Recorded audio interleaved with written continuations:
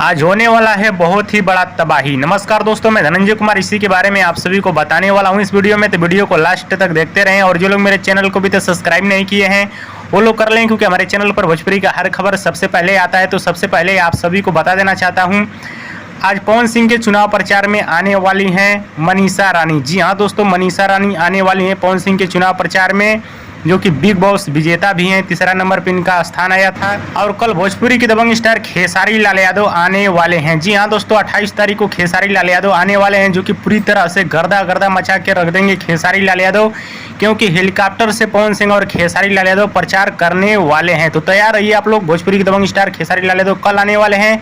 आज मनीषा रानी आने वाली हैं पवन सिंह के चुनाव प्रचार में। हाँ तो दोस्तों, भोजपुरी के पावर स्टार पवन सिंह पूरी तरह से छा गए हैं। बिहार के कराकाट में सिर्फ पवन सिंह का ही चर्चा हो रहा है।